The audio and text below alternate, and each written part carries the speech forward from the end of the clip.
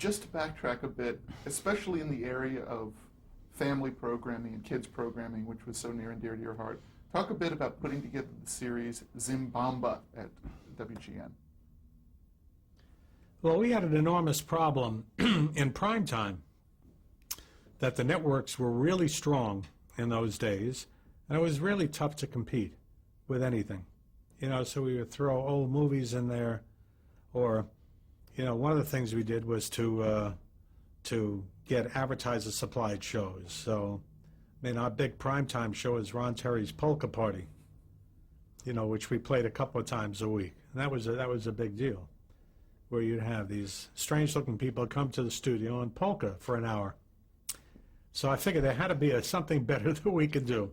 And we were really getting clobbered on Tuesday night with Red Skelton. Red Skelton at 7:30 was getting a 50 share. It was 60 share, just outrageous numbers. Because he really did appeal to an audience like a Chicago audience. And I had learned that we had a series of films that we bought from Allied artists in order to get Al Capone and some of the other really good exploitation movies from Allied artists. They forced us to buy a package of films called Bomba the Jungle Boy with Johnny Sheffield. And I think there were like 10 or 11 films. And these they were bad films. They were 70 minutes long, and basically it was him and an elephant and a bunch of guys running around in strange outfits.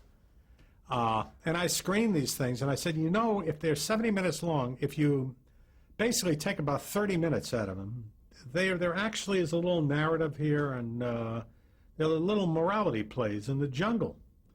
That what we ought to do, we'll put these things, we'll edit them down, and there are 10 of them, and we'll play it. We'll put it on opposite Red Skelton, but we can't call it Bomba the Jungle Boy. It sounds too juvenile. So we retitled it and called it Zim-Bomba. Zim-Bomba. And I later found out that Zim in Swahili is a really nasty word. So I won't go into here. But anyway, we had our graphic arts department, concoct some jungle motif slides, where you saw ferns and vines, and got some jungle music, and got Pierre Andre, who used to be the announcer on Little Orphan Annie and Sky King, and he said, Zim-Bomba! No, he did. So we had this great stentorian announcer with the drums and put it on with enormous promotion. I think that we promoted that show every 10 minutes for 2 weeks, so that the level of expectation was really great. I think that people felt that they were going to see the second coming of Tarzan when it went on the air. And the damn thing went on the air at 7:30 on a Tuesday night and just turned the time period upside down. Beat Red Skelton. We did a 35 share with that. It went on the air, incidentally, almost sustaining. I think we had 2 wine commercials, and that was about it.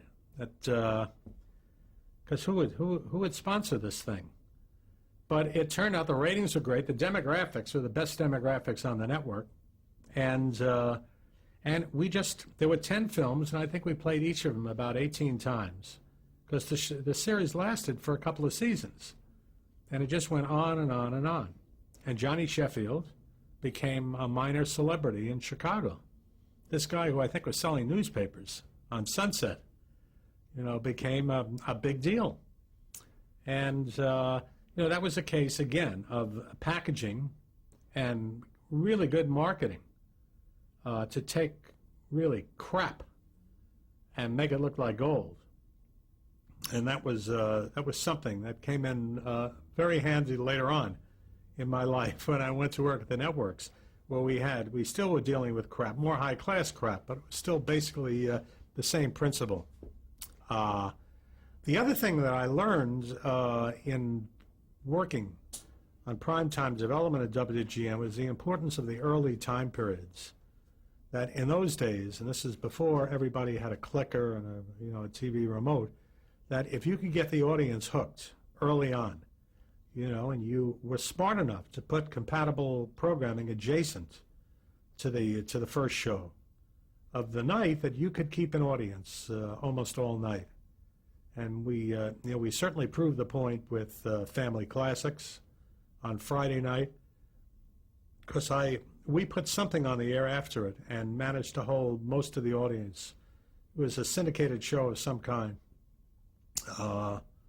so that the concept of audience flow and really getting a leg up early on, went on to serve me very well, at the various networks, where even to this day, the key to success is really in the early evening. Now, you left WGN in 1963 and moved to New York. Tell me why. I could have stayed in Chicago for the rest of my life. I love the people I was working with. It was a great company, and is today. I mean, the Tribune Company is a major communications company. And I loved Chicago, but I couldn't deal with the weather there. The weather was just so brutal. And I just got so tired of my car breaking down on the Northwest Expressway. And there was a point, and it was Christmas in 1962, where I just said, I have to leave here. I just can't stand the weather. For 4 or 5 months a year, it was just like living in the South Pole. And so I decided I was going to leave, and I went back to New York. I was very lucky that our sister station was WPIX in New York, Channel 11, which was owned by the Daily News, which was a sister newspaper of the Chicago Tribune. And I got hired there by the general manager to basically come in and turn their kids block around. They were programming kid shows that were very old and tired kid shows, and they were getting killed by Channel 5, which at that point in time was owned by Metropolitan Broadcasting. And they actually had some really big personalities like Sandy Becker, who did this character Hambone, and they had the Warner Brothers cartoons, and they just clobbered WPIX to the point of where they were the Channel 5 was getting about 2/3 of the audience. So they said, we want to bring you in to turn this around. And I looked at the shows that they had, and they really had Officer Joe Bolton, with Popeye cartoons and the Three Stooges and Mr. Magoo.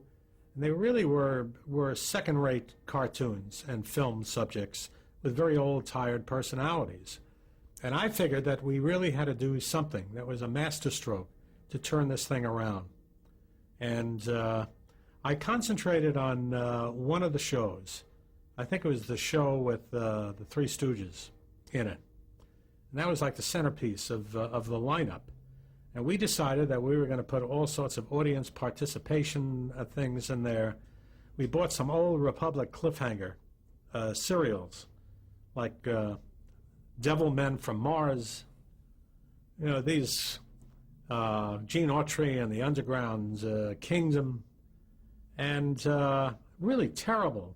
These things were filmed in the mid to late 30s.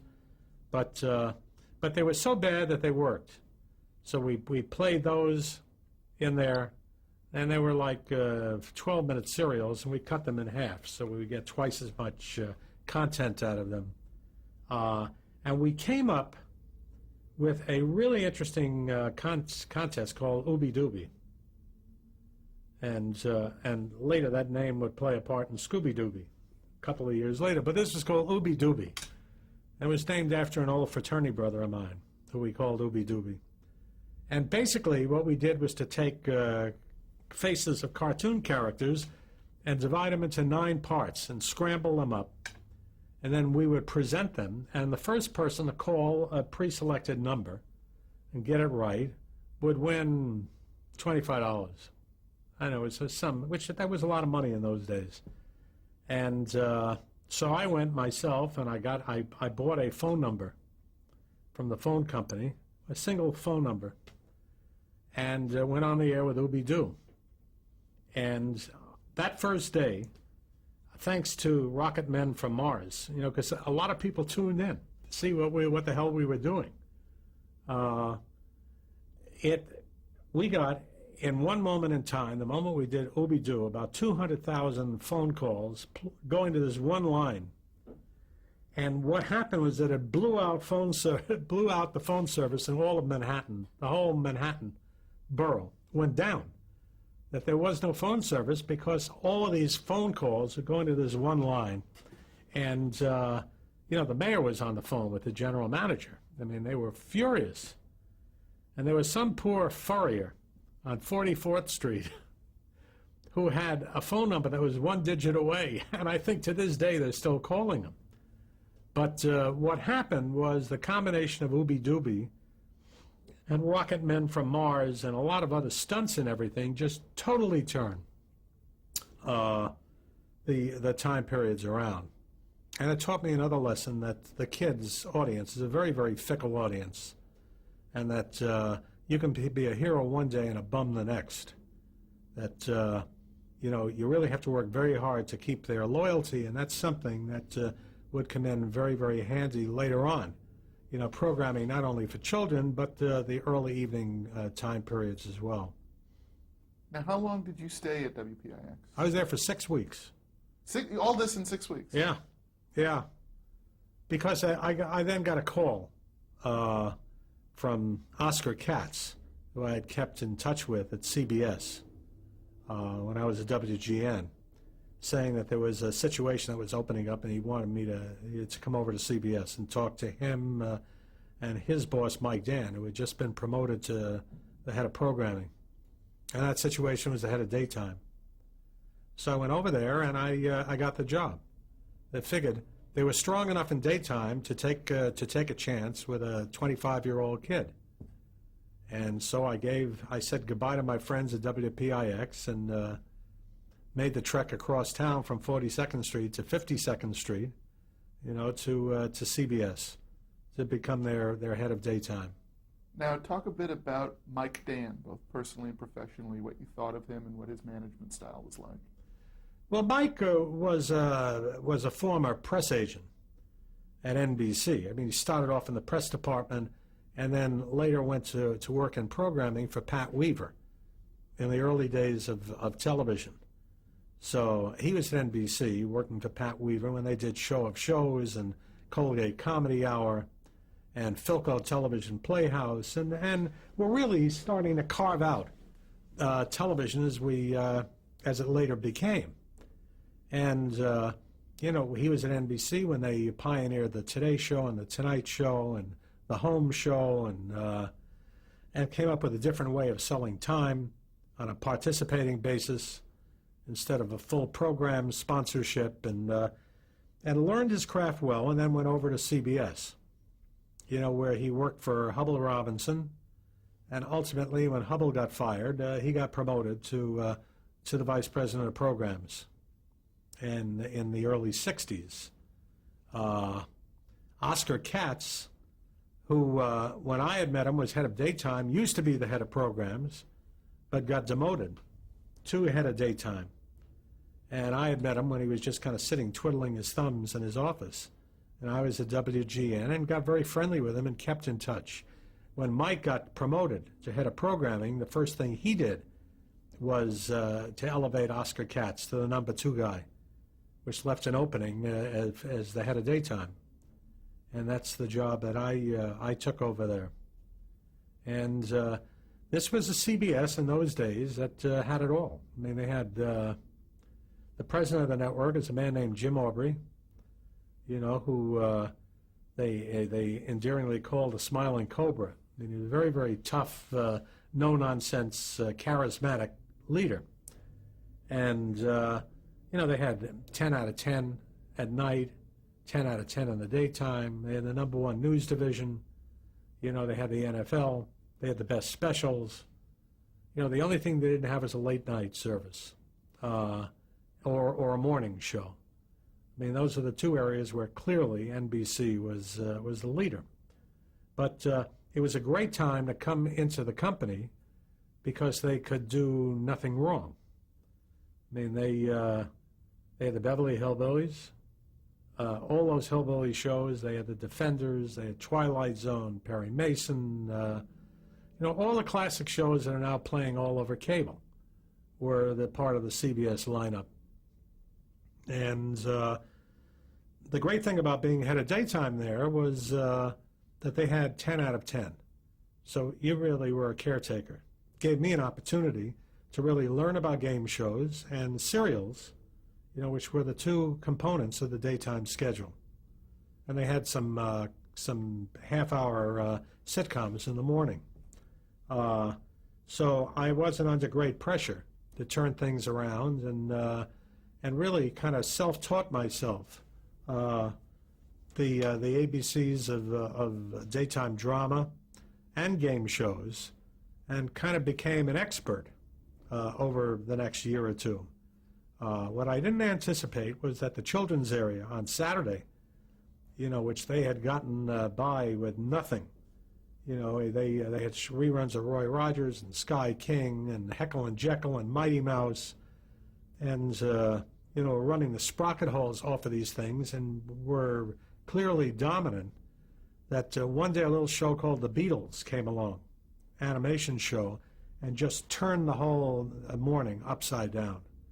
And I think I was in my job about 6 months when that happened. So that all of a sudden, this was a very big profit center, the kids area. In those days, there wasn't Nickelodeon, and it wasn't, Saturday morning on the 3 networks, you made hundreds of millions of dollars. So this was a very, very serious situation, and I said, well, boy, my feet to the fire. Barely 6 months into the job, I had to do something. And all these shows that we had were finished. They were old hat. As I said earlier, kids are very fickle. And the Beatles came along, they put it on at 10:30, and then all the rest of their cartoons just sailed by. They had Bugs Bunny and Milton the Monster and the Roadrunner, and they really was a root for ABC. And I thought about it, and I said, well, what we have to do is something really dramatic here. We've got to change the whole schedule. We can't put a Band-Aid on this thing. And decided that the way to do it would be to come up with the tried and true, at least I thought it was a tried and true, it always worked for me, which was to go with major superhero adventure. And so we created a block of shows from 8 in the morning until noon. That was superhero shows. And we had Mighty Mouse, which could fit into that concept, which is not a bad show, and added a new element that was created by Ralph Bakshi, who went on to do, some major animation shows. That's the cat. Yeah.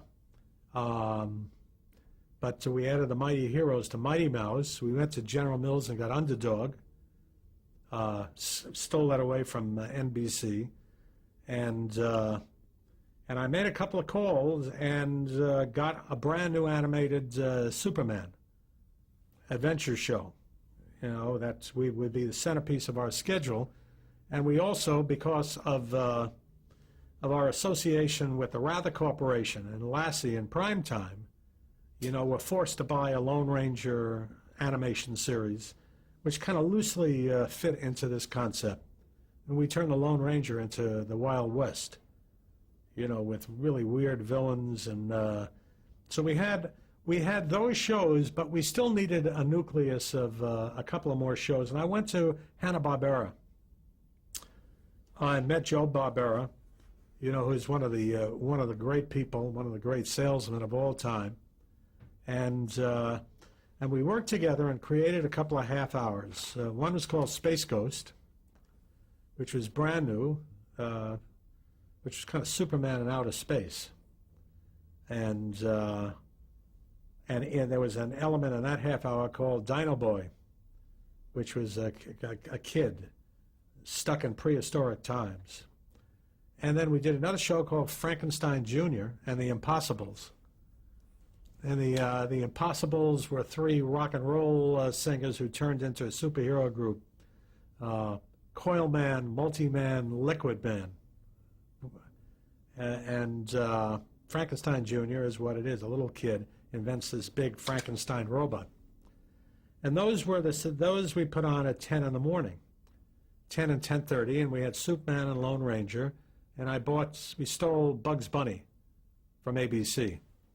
So we had Bugs Bunny and the Roadrunner from noon to 1, and then early at Mighty Mouse and Underdog and and it filled out the whole schedule and went on the air with a major promotion.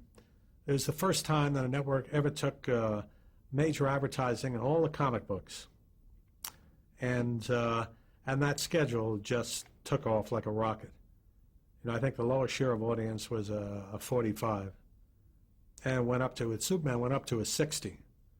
And we were doing on Saturday morning 17 and 18 ratings, you know, unbelievable ratings. And that really turns the morning around for a couple of years. But it taught me that you always have to be on your guard, that particularly when you're dealing with kids, that if you turn around for 1 second, you can lose it all. And that was also my real introduction to programming. You know, the Saturday morning schedule, every year you were up at bat. You had to do something new. So it was constantly in a state of flux.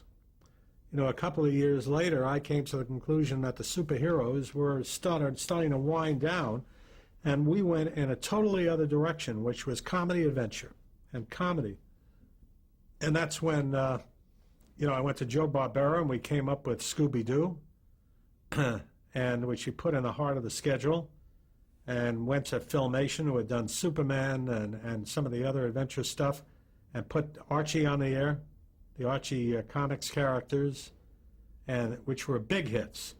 And Sabrina the Teenage Witch actually made her debut as part of the Saturday morning CBS schedule.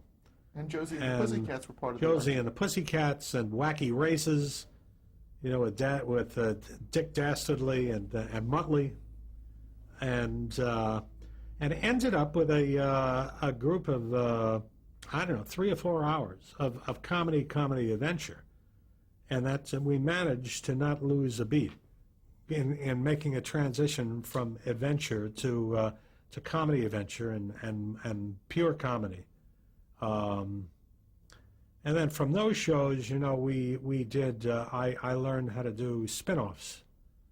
Now, Wacky Races begat 3 or 4 different series. Penelope Pit Stop was its own series. And there were a few others that came from that. Sabrina ended up with her own half hour out of the Archie series, and that's basically the way we perpetuated Saturday morning, and it was a lot of fun. It was a lot of fun, and there were major stakes involved, and there was great success. We were always number one, you know, from '64 on. You know, I don't think we skipped a beat for 10 years. But that schedule was constantly in a state of flux. Not to gloss over too quickly the development of Scooby-Doo. It's really one of the legendary animated Saturday morning programs. Talk a bit about the development of that show and your role in the development of it. Well, I had always thought that Kids in a Haunted House would be a big hit. And going back to the days when, as a kid, I would go and look at Abbott and Costello, you know, Meet Frankenstein, you know, and movies like that. And I figured there was a great opportunity to do that, you know, played for laughs in animation, and developed a show called Who's Scared, with 2 S's for scared, and with Hanna-Barbera. And there was a dog in there, but the dog was in the background, you know, and it was the same basic group of kids, but it was much more serious. And went and presented them. This was really the cornerstone of the whole lineup, because I was convinced this was going to be the biggest hit that we ever had, even though nobody knew what the hell it was. And went up and saw Frank Stanton and Jack Schneider and Bob Wood and the various presidents that I had to deal with. And Stanton says, "We can't put that on the air. That's just too frightening." And he didn't have to say another word. I mean, that was that. And this is the first time that I made a presentation there that got turned down.